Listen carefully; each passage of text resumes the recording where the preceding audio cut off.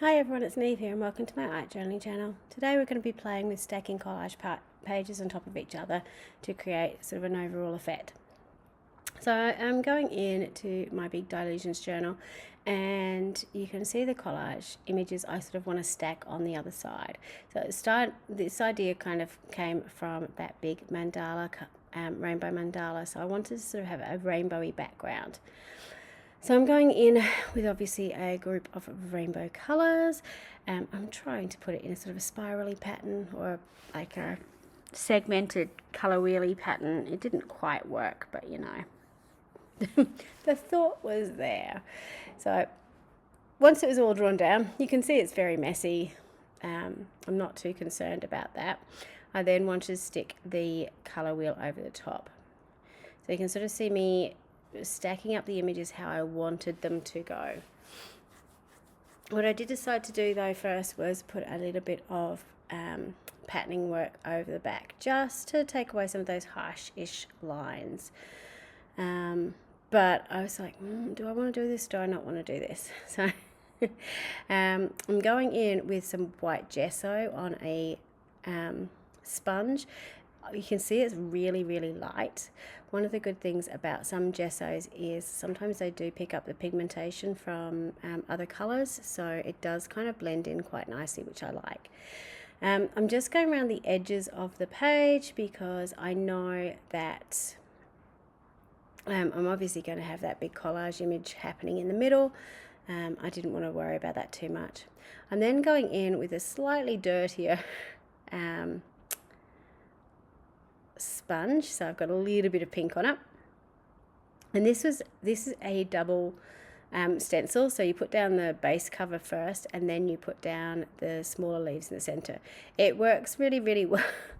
Well, I would suggest drawing an arrow on it or something just so you know the orientation of it, because trying to sort of match up, especially when you've been silly like me and used sort of parts of stencils, makes it a little bit harder to work out where you're going with it.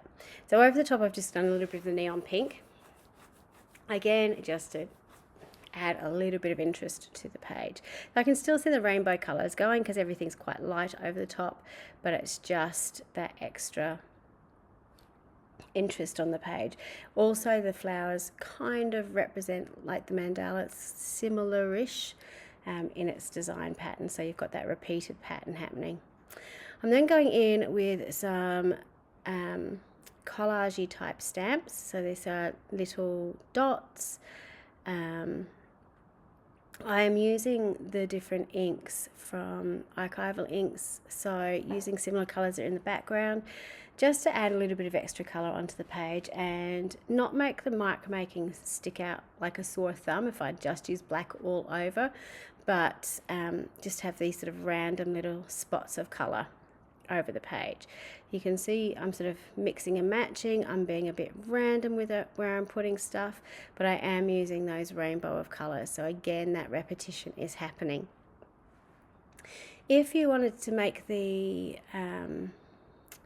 background stand out even more, the mandala stand out even more, I'd suggest maybe painting a white patch underneath it or painting the back of it white, and that's going to really make that colour pop.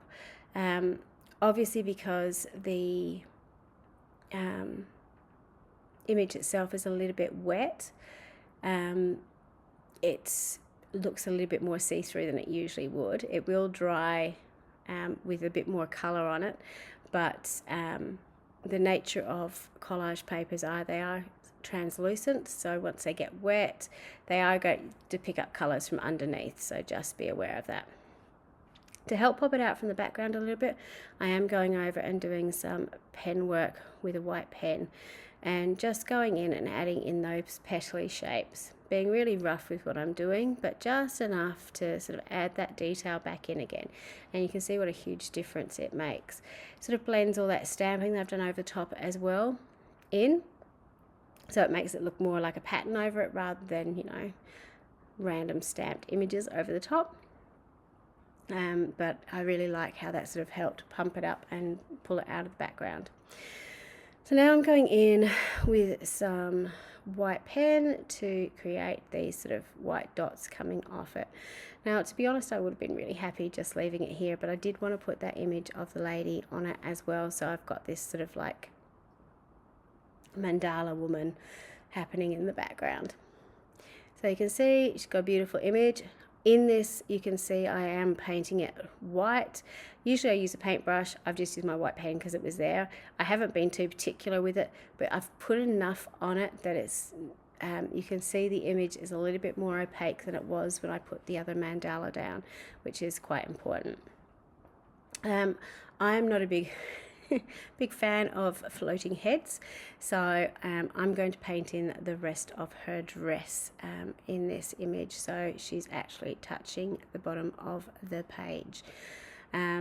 It's a really fairly simple shape to do, and then I'm just going in with some skin toned paint and then colouring in the arm.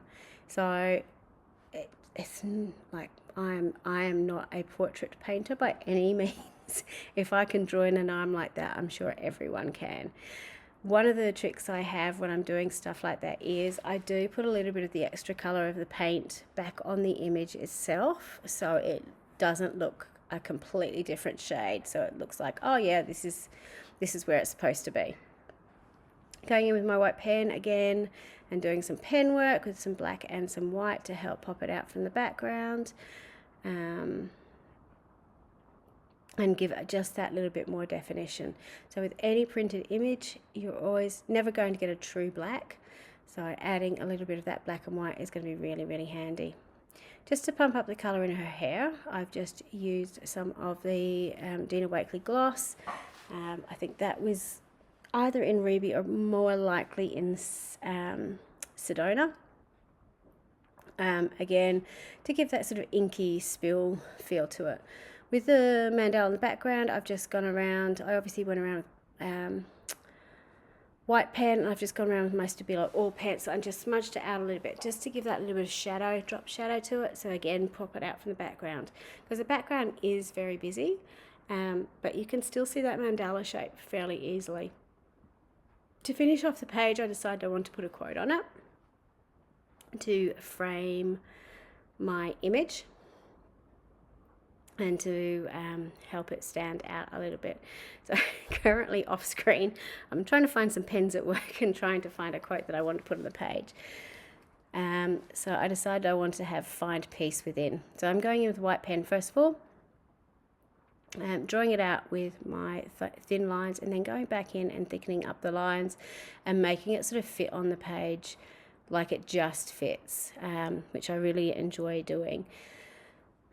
One of the things with white pen is you do have to do a few coats to get it quite opaque.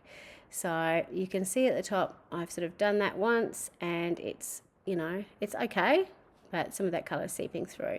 One of the things you will find, and if you were like me and use the archival inks do actually bleed through the white because it's an oil-based ink. So just be prepared for that, and you'll see that in the word within up the top.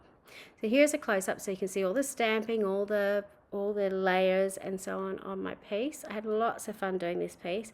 It's very bright in real life. It's a great way to use rainbow colours, and it's a great way to use, you know, images you didn't think you would use. I'm not necessarily a mandala person, but certainly by combining it with a figure of a person, I really enjoyed how that turned out in the end.